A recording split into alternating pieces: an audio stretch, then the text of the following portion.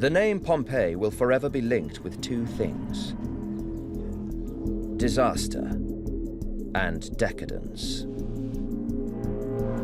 This city has been portrayed time and again as a place of sexual freedom, even debauchery. There is some truth in the idea. The archaeologists who came here in the 19th century were scandalized by what they found. This is the house of a wealthy banker, a former slave, made good.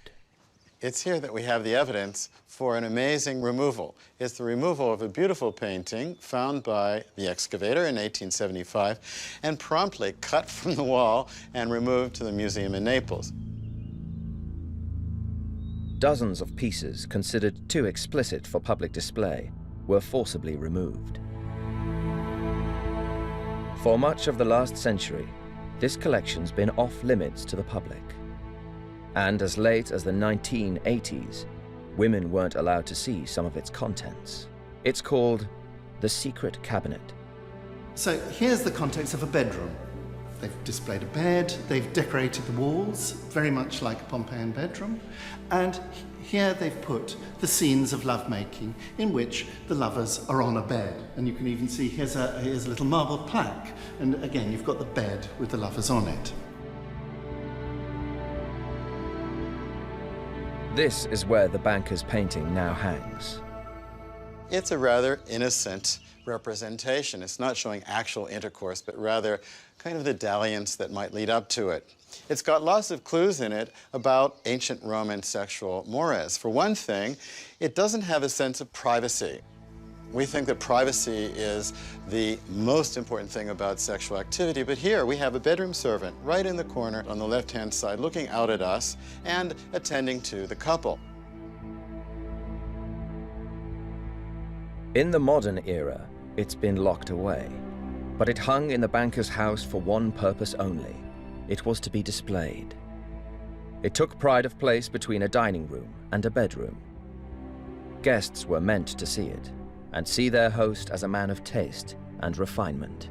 Every well-born Roman knew that to have a proper picture collection, you had to also have the fine erotic paintings, even if they were very explicit. So what we have is a painting of luxury lovemaking, not in a private place, not squirreled away somewhere, but instead right in view of all the guests who were invited to the house. Sexual imagery wasn't only to be found in fine art. You'd be exposed to it simply walking down the street. Here we find a representation that's almost everywhere in Pompeii, and it is the phallus. When excavators first found it, they thought that it meant that this was a house of prostitution, or more implausibly, that it pointed the way to a house of prostitution. But in fact, this particular establishment is, of all things, a bakery. And this bakery used the symbol of the phallus, like many businesses at Pompeii, to signal good fortune and to bring prosperity to the business, perhaps even to make the bread rise. This symbol is carved and painted on walls throughout the city. It was even incorporated into everyday objects found in the home.